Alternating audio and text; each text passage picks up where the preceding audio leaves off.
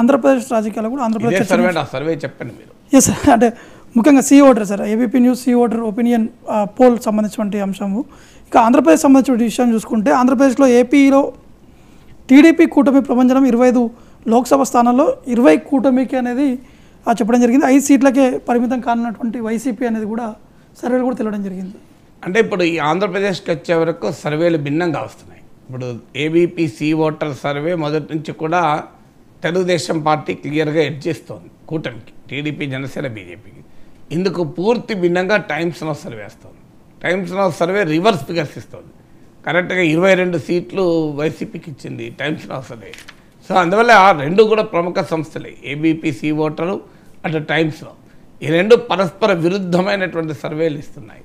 So దానికి కారణం ఏమై ఉంటుంది అంటే ఇప్పుడు అసెంబ్లీ ఎన్నికల ఫలితాలు అనేది కీలకం, పార్లమెంట్ ఎన్నికల కన్నా కూడా. ఎందుకంటే ఆంధ్రప్రదేశ్లో అసెంబ్లీ లోక్సభ రెండూ జరుగుతున్నాయి కనుక అసెంబ్లీ ఎన్నికల ఫలితాలు కీలకం. ఇంత వన్ సైడెడ్గా ఉంది అనేది ఏబీపీ సి ఓటర్ వాదన. బట్ క్షేత్రస్థాయిలో అంత వన్ సైడెడ్గా అయితే లేదు, అంతవరకు చెప్పగలను. సో ఎవరు గెలుస్తారు ఎవరు ఓడతారన్న ప్రిడిక్షన్ నేను ఇవ్వలేను. కానీ ఎందుకు ఇవ్వలేను అంటే ప్రిడిక్షన్ అనేది మన రాజకీయ వాతావరణంపై కూడా ఉంటుంది. ఇవాళ ఆంధ్రప్రదేశ్ ఎన్నికల ఫలితాలు సెఫాలజిస్ట్ నైట్మేర్ అంటారు. అంటే ఎన్నికల అంచనా వేసే వారికి కూడా అంతు చిక్కని స్థాయిలో ఆంధ్రప్రదేశ్ రాష్ట్ర రాజకీయం ఉంది. ఇప్పటికీ కూడా స్పష్టంగా ఖచ్చితంగా పలానా వాళ్ళు గెలుస్తారు అని చెప్పే వాతావరణం ఉందని నేను అనుకోను. పాపులర్గా వోకల్ సెక్షన్స్లో యాంగర్ ఉంది. సో అది పట్టణ ప్రాంతాల్లో చదువుకున్న వాళ్ళలో ఈ సర్వేలు ఆ కోపాన్ని క్యాప్చర్ చేయవచ్చు. ఎందుకంటే సర్వేల్లో ఎప్పుడు కూడా వోకల్ సెక్షన్స్ గట్టిగా మాట్లాడతారు, వాళ్ళది వినబడుతుంది. కానీ సైలెంట్గా క్షేత్రస్థాయిలో గ్రామీణ ప్రాంతాల్లోనూ పేద వర్గాల్లోనూ సామాజికంగా అణగారిన వర్గాల్లో ఇప్పటికీ కూడా జగన్ ప్రభుత్వ సంక్షేమ పథకాల ప్రభావం ఉంది. అందువల్ల ఈ సైలెంట్ ఓటు అనేది వర్సెస్ వోకల్ ఓటు. సో సర్వేలకు వచ్చే వరకు వోకల్ ఓట్ను క్యాప్చర్ చేస్తుంది, కానీ ఈ సైలెంట్ ఓట్ను అంత ఎఫెక్టివ్గా క్యాప్చర్ చేయదు.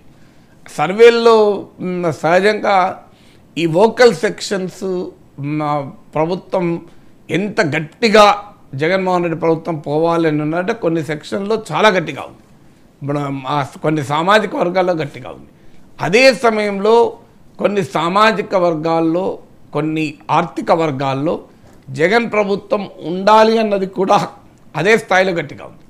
సో అందువల్ల ఆంధ్రప్రదేశ్లో పొలిటికల్ పోలరైజేషన్ వివిధ సామాజిక ఆర్థిక వర్గాల మధ్య, అలాగే వివిధ కులాల మధ్య మామూలుగా లేదు. పోలరైజేషన్ తమ ఎదురొస్తే మీద పడదామా అనేంత కోపంతో ఉన్నారు.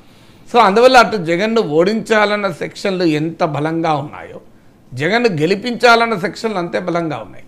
సో అందువల్లే మీకు సామాజికంగా చూస్తున్నా కూడా ఇప్పటికీ కూడా ఎస్సీ ఎస్టీలు, మైనారిటీలు, రెడ్డీసు ఇది క్లియర్గా మీకు వైసీపీ వెనకాల ర్యాలీ అవుతున్నారు.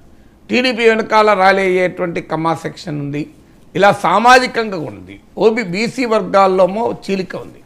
సో కాపు ఓటు ఈసారి కూటమికి ఎక్కువగా వచ్చే అవకాశం ఉంది, అది వాస్తవం కనబడుతుంది. అందువల్ల ఈ సోషల్ ఇంజనీరింగ్ ప్రభావం ఉంది, సంక్షేమ పథకాల ప్రభావం ఉంది, అభివృద్ధి సరిగా జరగలేదు అని జగన్మోహన్ రెడ్డి ప్రభుత్వం పైన పట్టణాల్లో మధ్యతరగతిలో ఉన్న అసంతృప్తి కూడా ఉంది. సో ఇలాంటి ఫ్యాక్టర్స్ అన్నీ కూడా ఓవర్లాప్ అవుతున్నటువంటి పరిస్థితి మనకు ఆంధ్రప్రదేశ్లో కనబడుతుంది. అందువల్ల ఖచ్చితంగా ఆంధ్రప్రదేశ్లో వన్ సైడెడ్గా ఫైట్ ఉంది అని నేను అనుకోను. చాలా తీవ్రమైన కంటెస్ట్ ఉంది. అయితే అలాగే ఉంటుందా ఎన్నికల వరకు? ప్రజలు ఎటో ఒకవైపు డిసైడ్ అవుతారా చెప్పలేము. యాజ్ ఆఫ్ టుడే మాత్రం ఇట్స్ హైలీ అన్ప్రెడిక్టబుల్ కంటెస్ట్గా ఉంది. అందువల్ల ఏబీపీ సి ఓటర్ చెప్పినట్లు ఈ సర్వే ప్రకారం అయితే అసలు వైసీపీ అడ్రస్ లేకుండా ఓడిపోవాలి.